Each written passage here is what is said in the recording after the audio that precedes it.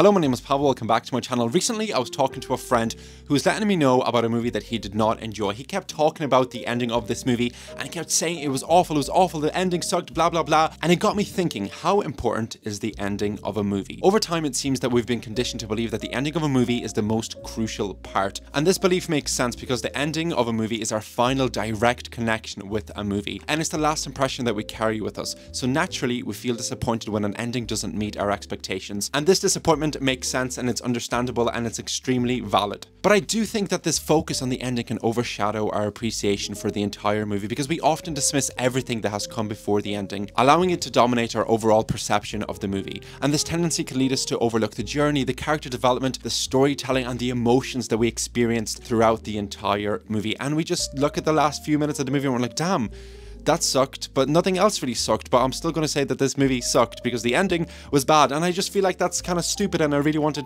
to think about this and talk about it today because I feel like the ending of a movie is not everything.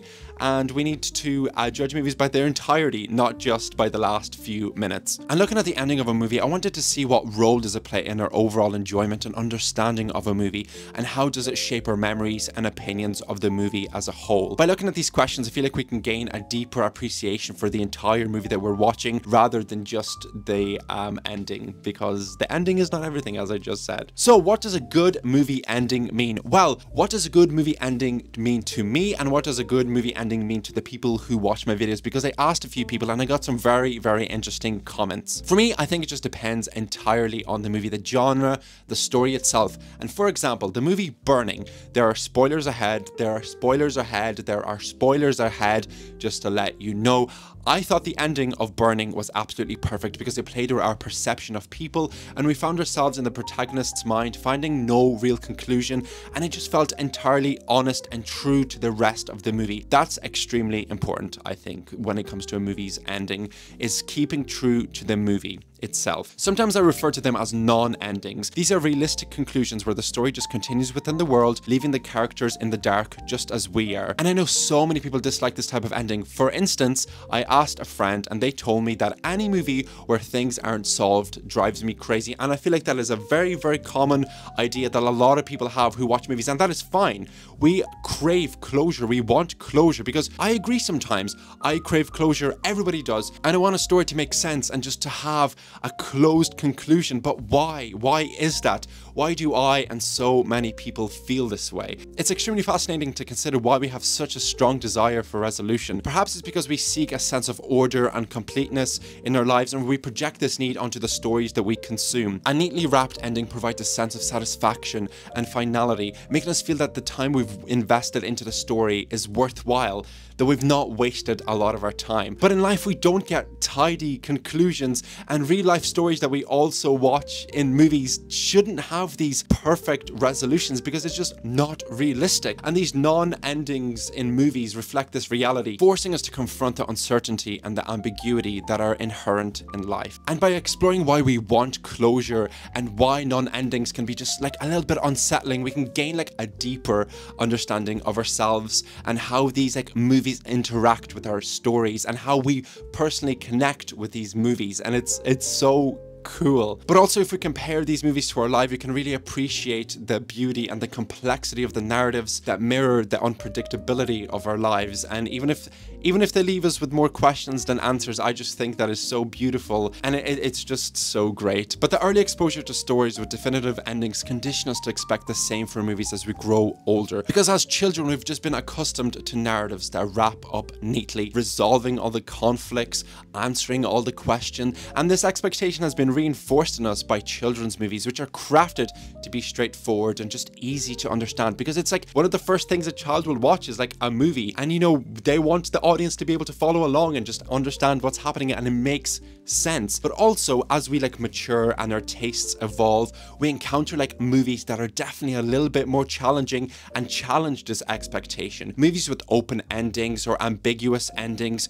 can be unsettling because they just deviate from the narrative structures that we're just used to in movies. And these movies always leave us with questions and like these plot points that don't really entirely make sense, and we go to bed and we think about it, and we think about it the next day, because we don't have that like perfect circle. We don't have that conclusion. And I think that is absolutely great. You know, it's just so cool. And movies like The Shining, one of the first movies that I watched that really like made me scratch my head. I remember sitting down and being like, what is the pig?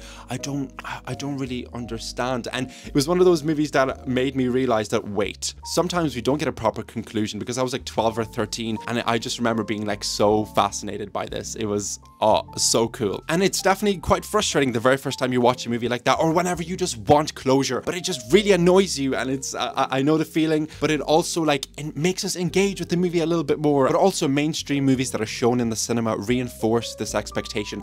And I hate that, sounds so pretentious, but you know what I mean? Like the big movies, if you're gonna go watch like a big action movie in the cinema, you're probably gonna get closure. And movies that are like huge are gonna reinforce this idea. And the audience that are used to these type of movies, whenever they don't get a movie that doesn't have like perfect closure, it frustrates them. And I suppose if you're not exposed to it, that makes perfect sense. But I don't think it's fair to judge the movie entirely on the ending and the lack of closure, the closure that you just didn't get. So I don't know. I asked somebody what a good ending meant to them, and he said that Whiplash was a great ending because the main character turns the tables, won't let anything put him down anymore, and triumphs with talent. I love the ending of Whiplash. He also said the talented Mr. Ripley because he just couldn't have ended in any other way. The absolute sense of unfairness, yet it's just a character you've been following along, doing what he's doing, and only the feeling is different. And there's so many more movies mentioned that I'm going to put in the description, but some movie endings that I just personally loved so much are Saint Maud,